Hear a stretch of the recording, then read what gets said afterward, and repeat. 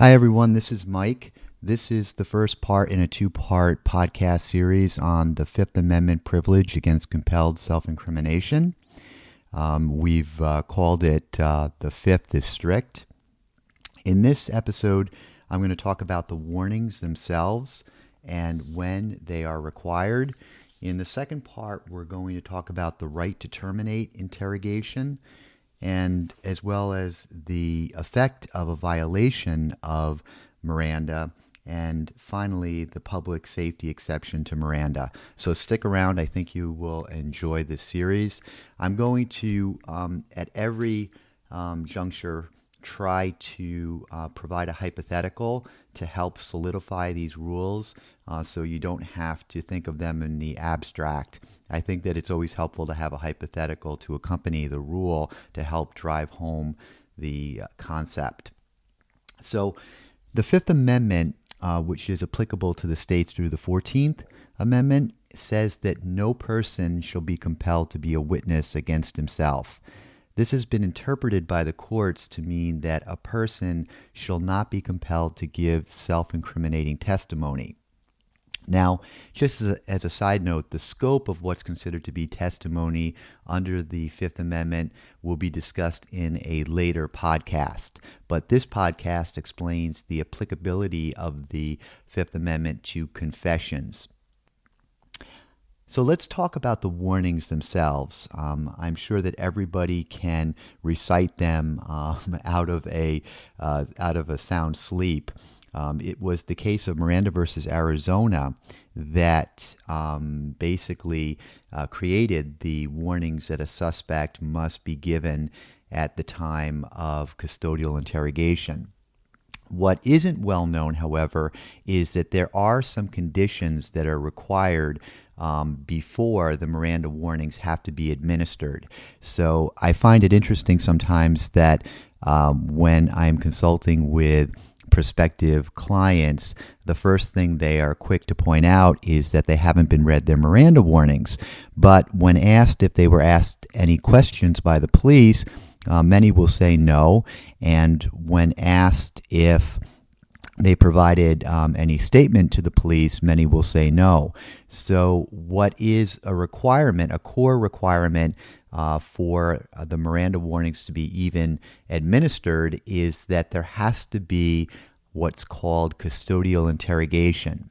So the Miranda warnings and a valid waiver are prerequisites to the admissibility of any statement made by the accused during custodial interrogation.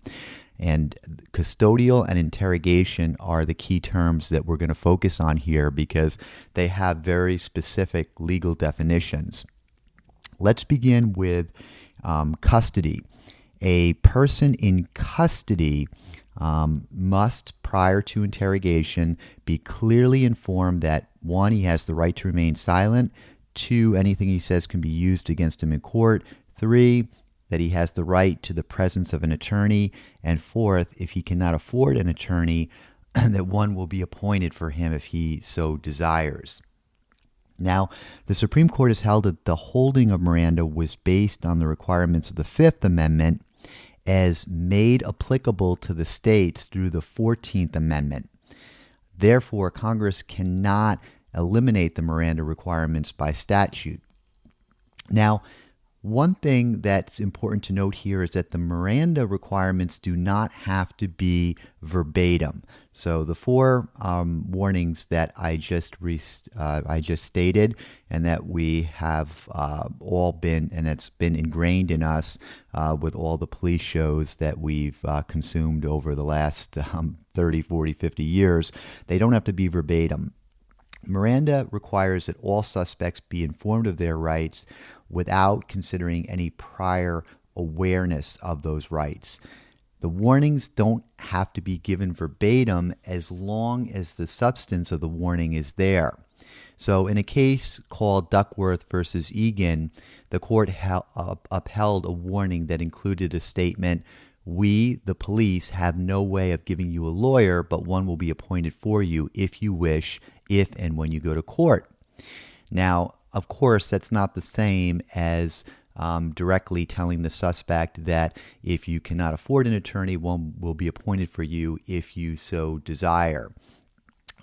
Nonetheless, the court held that the substance of the warning was there and that passed muster. And the other thing to note is that the failure to advise a suspect of his right to appointed counsel may sadly be found to be harmless error, as was the case in Michigan versus Tucker, a case decided in 1974, and California versus Prysock, decided in 1981. These days, however, my experience is that the states are loath to admit any statements where a suspect has not been advised of their right to appointed counsel. That is considered sacrosanct. Now, rewarnings. Some people might interpret the Miranda warnings to be such that they need to be repeated after a break in the interrogation, but that's not how the Supreme Court interprets it. Generally, there's no need to repeat the warnings merely because of a break in the interrogation, unless, and this is the big caveat, unless the time lapse has been so long that a failure to do so would seem like an attempt to exploit or take advantage of the suspect's ignorance of his rights. Moving along to when the requirements are required. And this gets back to what I was talking about before, this concept of custody. Anytime in police custody and accused of a crime, no matter how minor that crime might be, the suspect must be administered Miranda warnings prior to interrogation by the police. So let's break this down and let's start with the governmental conduct requirement. Miranda applies only to interrogation by the police. Now, these days we have loss prevention officers who work for big companies like Target, and and those are basically private police or private security enforcement. Miranda only comes into play when we're dealing with interrogation by the publicly paid police, like a police agency from a township, of course, FBI agents, special agents, sheriff's department, etc., etc. It does not apply. So here are some examples to help distinguish between when it applies and when it doesn't. It doesn't apply when the interrogation is by an informant who the defendant does not know is working for the police. So in the case of Illinois versus Perkins, the United States Supreme Court case, the court held that the Miranda warnings were not required to be given before questioning by a cellmate who was covertly or surreptitiously working for the police. Essentially, in that case, the police had used a snitch who was a cellmate of the target to work for them and to elicit some incriminating information from the target, who was the cellmate's or the snitch's cellmate.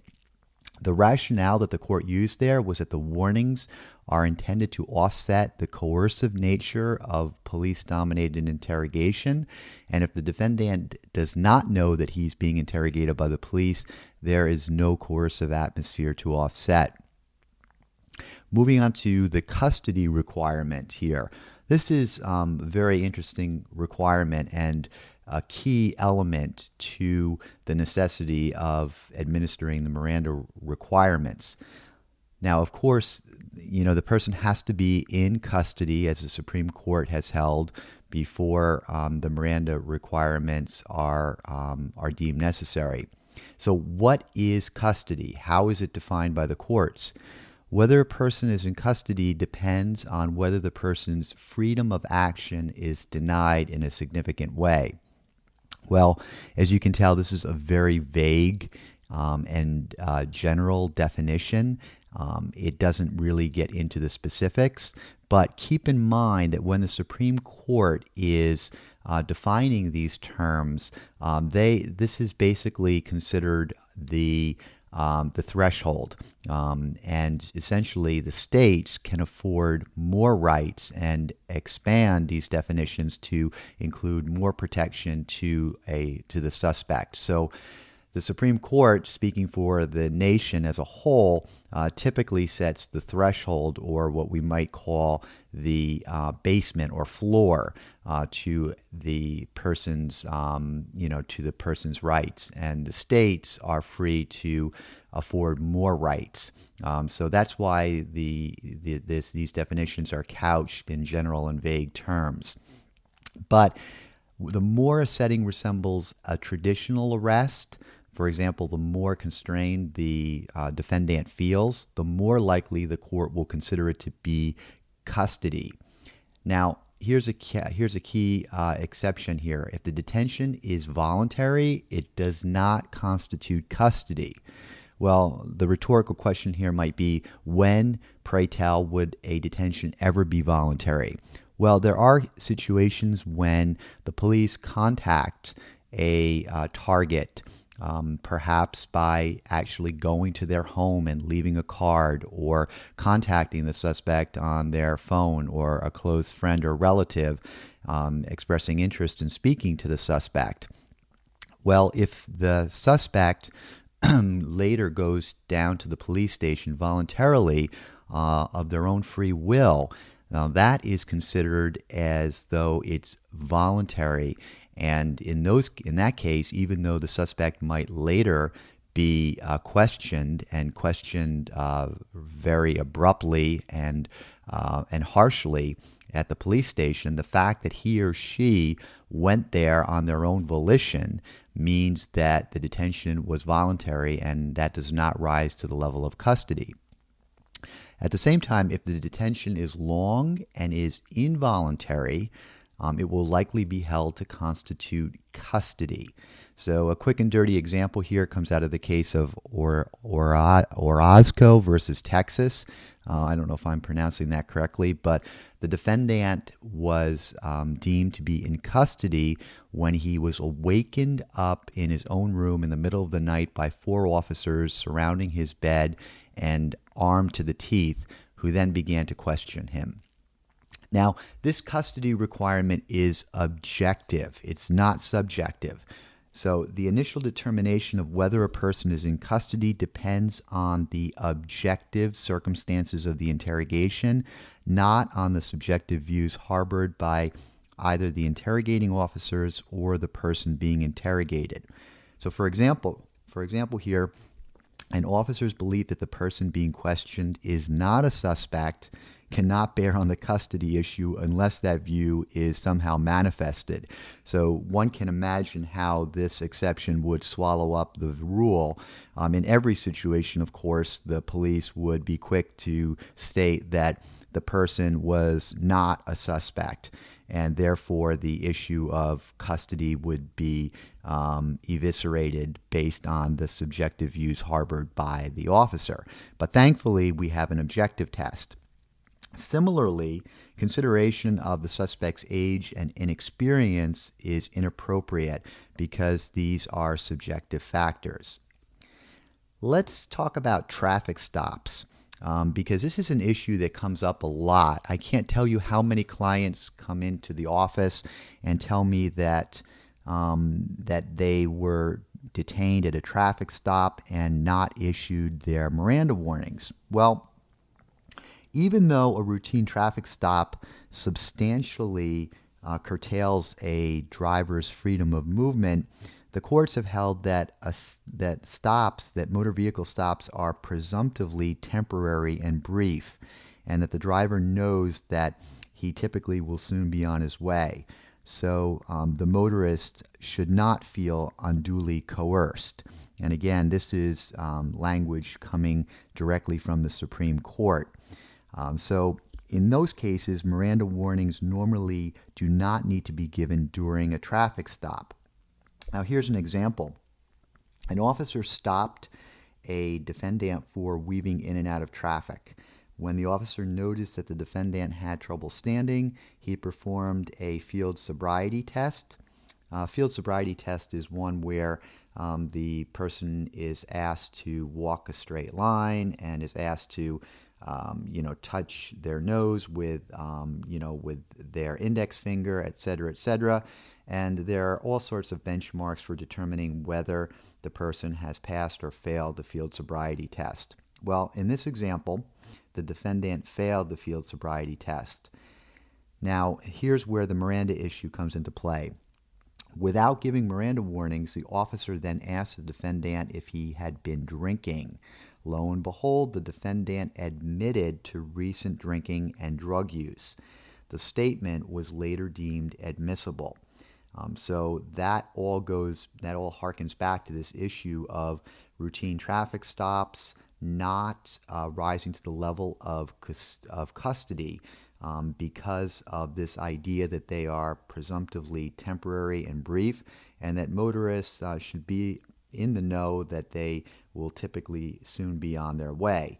Now, I would argue against this case of McCarty that held that the admission of the defendant was admissible, because clearly he was not on his way after the field sobriety test.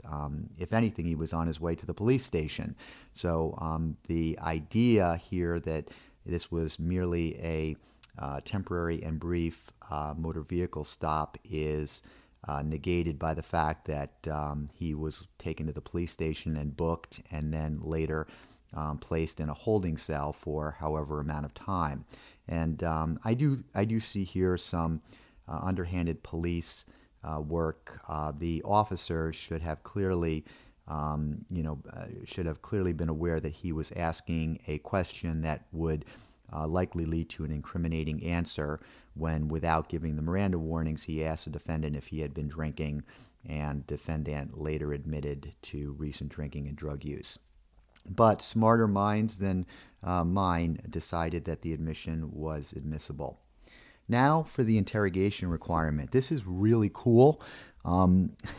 As many law students will attest to, the criminal procedure class really helps bring this issue to life for us as law students, and it's really a breath of fresh air when all you're doing in first year is studying about contracts and about very heavy courses that are technical in nature and very rigid. These Supreme Court opinions are very rich because they're dealing with everyday life and people's encounters with law enforcement. And I guess that's what gives rise to our insatiable appetite as a nation for all of these law programs that we consume on a regular basis, from Law and Order to CSI to all of the Hollywood pictures that have been produced. In any event, interrogation refers not only to express questioning, but also to any words or actions on the part of the police that the police should know are reasonably likely to elicit an incriminating response from the suspect. So it's not just the blunt question, are you in possession of cocaine? Are you in possession of a handgun? The interrogation could also be words or actions on the part of the police that the police should know are reasonably likely to elicit an incriminating response from the suspect. And I'm going to give you an example of that in a second. However, Miranda does not apply to spontaneous statements not made in response to interrogation, although officers must give the warnings before any follow-up questioning. Neither does Miranda apply to routine booking questions, such as name, address, age, even when the booking process is being taped and may be used as evidence. And it's a double-edged sword here, because in some cases, individuals might give a fake name, knowing that they have a warrant out for them. And so the very answer to the booking question could very well incriminate the person. So in one example here from Rhode Island versus Innis, the police comments about the danger a gun would present to handicapped children, which resulted in a robbery suspect leading them to a weapon did not constitute interrogation. So let me give you some background information. In this case of Rhode Island versus Innis, the police basically had the suspect in the car and they were driving him to the police station. And the suspect had been tight-lipped and had not really provided any incriminating information. And the police, who had been doing the interrogation, were aware that that there was a gun, and that gun was in an area located behind a school.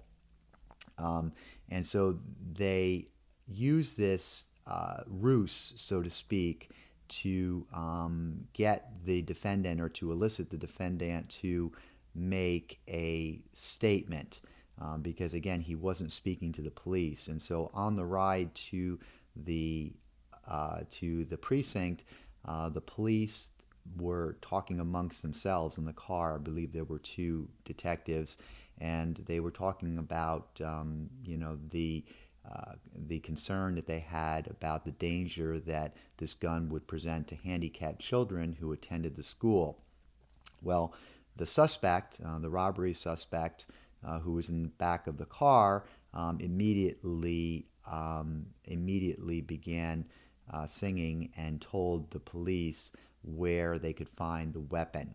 And of course, that in and of itself was enough to connect the suspect to the gun. And, the suspect literally led the officers to the exact location where the gun could be found. Now, in that case, the Supreme Court held that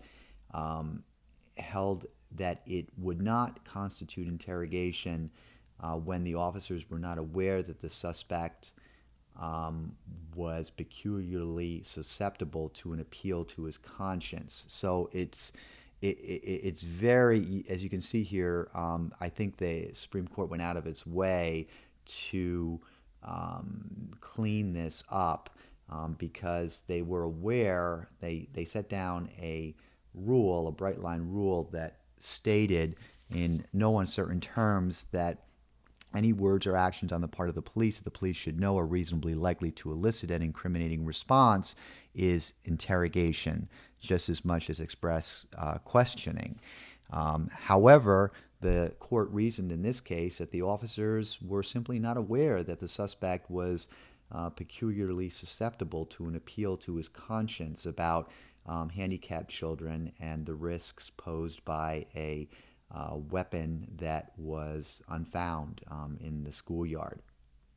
In a second example, allowing a suspect's wife to talk to the suspect in the presence of an officer who was taping the conversation with the spouse's knowledge did not constitute interrogation. So I guess what the key point that we're driving home in the first example of Rhode Island versus Innis is that so long as the police did not reasonably know that their small talk was likely to elicit an incriminating response from the suspect, then we're okay. I would argue that in the example of the handicapped children and the gun found in the schoolyard, that the police clearly did this in a calculated fashion in order to get the suspect to talk. That was a clear motive in my mind, at least, as to why they were making small talk about the handicapped children and the gun in the yard. And in my humble opinion, I believe that they were very aware, and that this was a calculated attempt, that this was going to lead to a statement of some kind from the suspect. But again, the court held that the officers were not aware that the suspect was peculiarly susceptible to an appeal to his conscience.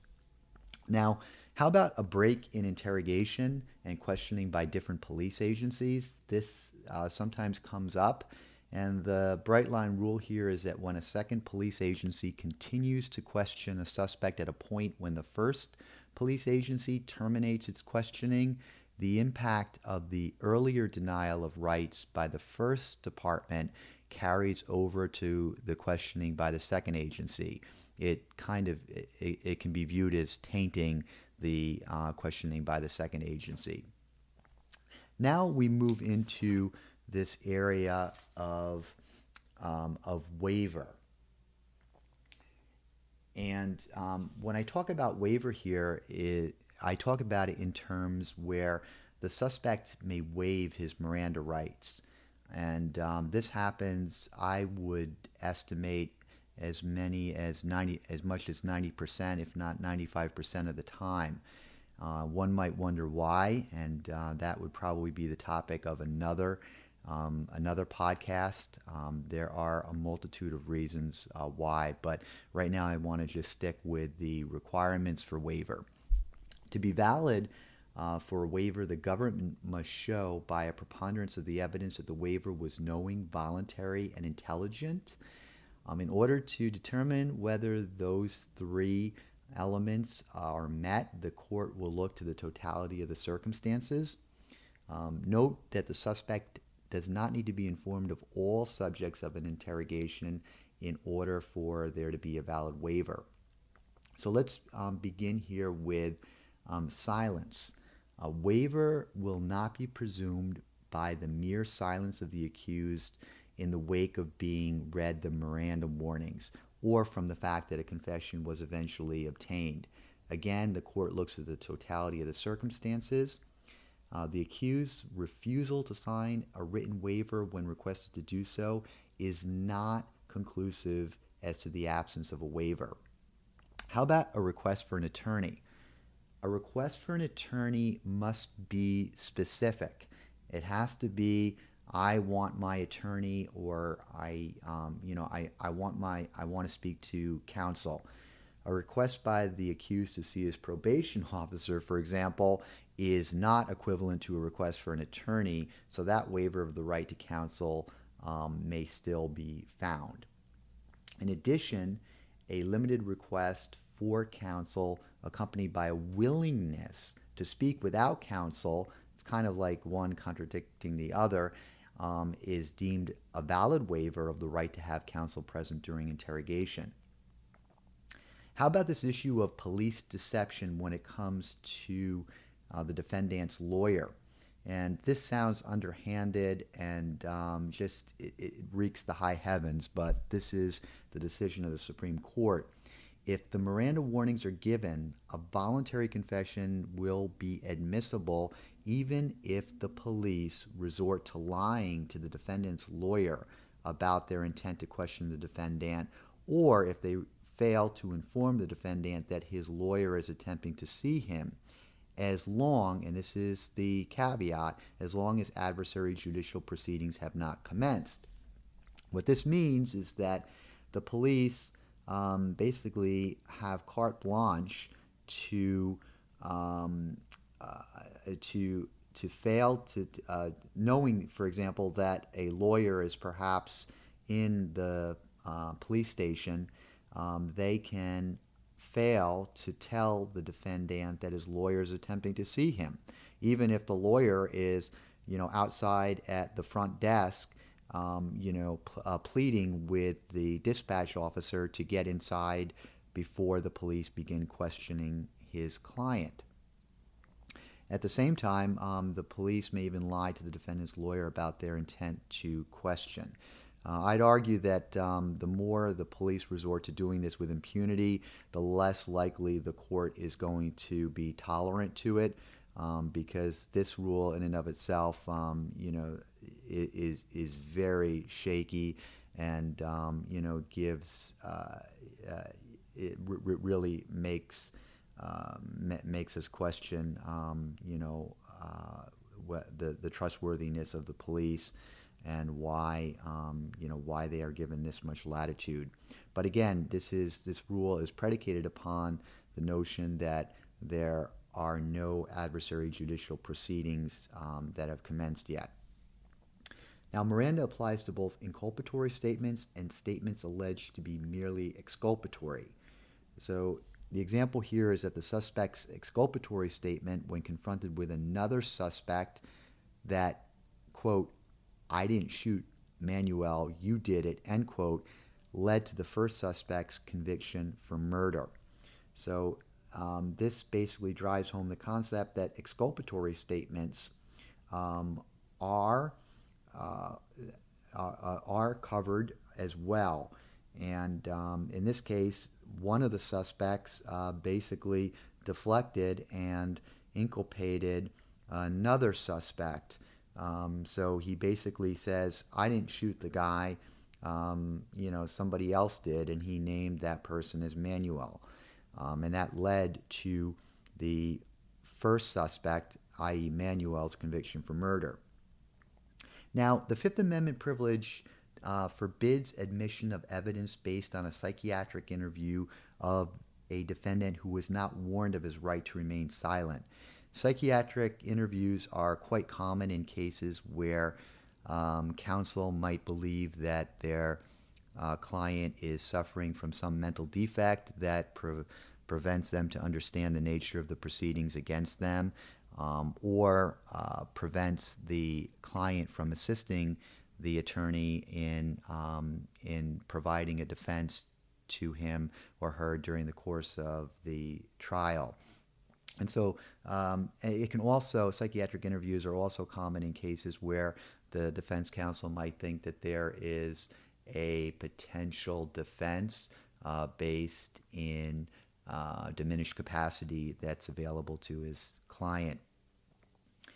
So again, in these cases, the Fifth Amendment privilege forbids admission of evidence based on these interviews only if the defendant's not warned of his right to remain silent. So long as he or she is warned of his right to remain silent, then the answers are fully admissible. Now, the admission of such evidence, however, may constitute harmless error. So the court may admonish the the state or the government for or the courts rather for allowing such evidence to be introduced if they were introduced without the Miranda warnings. However, the court may find that it did not constitute harmless error, meaning it did not influence the jury's decision to convict. Now let's move on to limits on Miranda. Miranda suggests that every encounter between police and citizens was inherently coercive, and hence interrogation would result in compelled testimony for Fifth Amendment purposes. However, the Supreme Court has been chipping away and narrowing the scope of Miranda. In a case decided back in '84, the court held that admission of rape and murder by a probationer to his probation officer was not compelled or involuntary, notwithstanding the fact that the probationer had an obligation to periodically report and be truthful in all matters. Now, how about the applicability of Miranda requirements at the grand jury hearing? Very simply, they do not apply to a witness testifying before a grand jury, even if the witness is under subpoena. And I mean, many would argue that subpoena is the very nature of a subpoena is such that it raises compulsion. Because naturally the person has to appear in court, otherwise they're in violation of the subpoena and a warrant could issue for their arrest, and there are all sorts of collateral consequences. Nonetheless, the court held that Miranda requirements do not apply to a witness testifying before a grand jury, even when the witness is under subpoena. Such a witness who has not been charged or indicted does not have the right to have counsel present during the questioning, but he may consult with an attorney outside the grand jury room. And Hollywood has depicted that, I think, fairly consistent with the rule, where you sometimes will see the person's attorney standing outside of the room, and you'll sometimes see the witness on the stand